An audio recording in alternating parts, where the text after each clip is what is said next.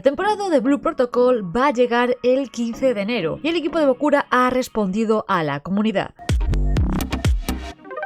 Empecemos con las colaboraciones con animes. Bokura confirma que estas colaboraciones siguen avanzando a buen ritmo, pero todavía no pueden revelar detalles al respecto. Las primeras noticias oficiales se compartirán durante el lanzamiento de la temporada 2. Diferencia de contenido entre la versión china y la global. El equipo reconoce la frustración de los jugadores. Explican que su prioridad ha sido asegurar una experiencia estable y pulida en los servidores globales, incluso si eso implica que algunas actualizaciones de la historia lleguen con un ligero retraso. Aún así, están trabajando activamente para sincronizar cuanto antes las actualizaciones importantes de calidad de vida, festivales y colaboraciones con la intención de reducir progresivamente la distancia entre las versiones. Sistema de progresión de equipo. Muchos jugadores lo sienten poco satisfactorio debido a la necesidad constante de reemplazar equipo. Bokura confirma que este es un problema que ya está abordando y anuncian que en la temporada 3 se realizarán cambios importantes para mejorar la progresión, revisando los métodos de obtención, los ciclos de actualización y la dificultad para conseguir el mejor equipo, con el objetivo de que el esfuerzo del jugador tenga un valor real y duradero. Obtención de recursos y materiales. La temporada 2 introduce el nuevo sistema de sigilos monstruosos, que va a sustituir a las gemas. Estos sigilos se incrustan en el equipo y ofrecen distintos efectos. Podrán obtenerse de múltiples formas, como derrotando monstruos normales, abriendo cofres de élite o jefes, completando objetivos del manual de caza o intercambiando fragmentos obtenidos al desmantelar sigilos no deseados. Además, las nuevas mazmorras tipo Rock Lee de la temporada 2 también darán recursos de progresión y el equipo confirma que en futuros eventos se añadirán más métodos para facilitar la progresión. Contenido repetible y el grindeo. En la temporada 2 se mejorarán los sistemas de AFK y habilidades de vida, permitiendo por ejemplo que los NPCs de nuestra casa recolecten materiales y que los jugadores puedan instalar estaciones de fabricación en su finca, en su casa, para producir recursos de forma más eficiente. También confirman que están desarrollando un sistema para incentivar a los jugadores veteranos a ayudar a los recién llegados, una idea que actualmente se gestiona como eventos comunitarios en Discord, pero que pasará a integrarse directamente en el juego a lo largo de la temporada 2. El tema de la casa recibirá mejoras importantes en la temporada 2, incluyendo una mejor interfaz, seguimiento de materiales, límites de muebles más altos y, como novedad destacada, la posibilidad de invitar a otros jugadores a tu casa. Además, confirman que habrá una o dos actualizaciones adicionales del sistema de vivienda a mitad o final de la temporada. Hablemos de las clases. No tienen planes de introducir clases multirol. Cada clase seguirá manteniendo su identidad principal como DPS,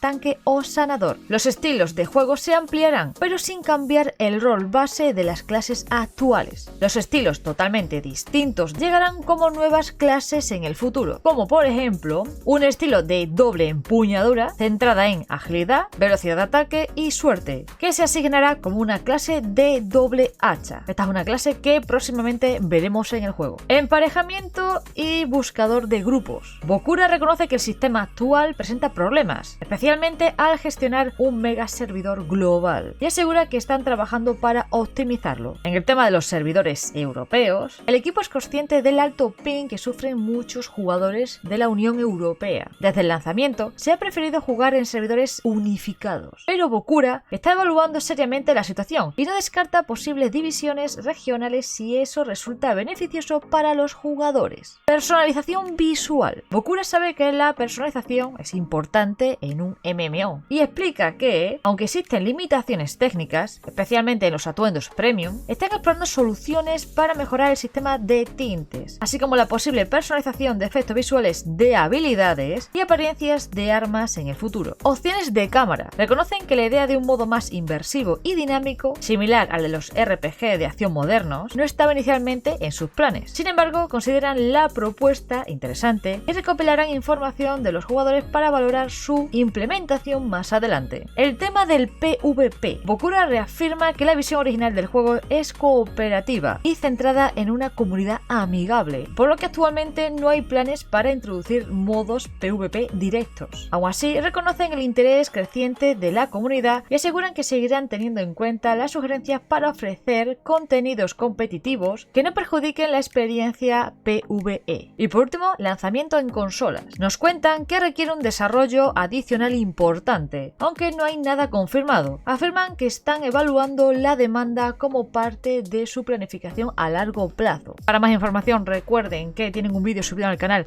en el que vemos todo lo nuevo que se viene en el parche de la temporada 2. Nueva info que se vaya viniendo, pues la iré dejando por acá. Así que muchas gracias a todos por estar, muchas gracias por estar y nos vemos próximamente con más cositas. Chao, chao.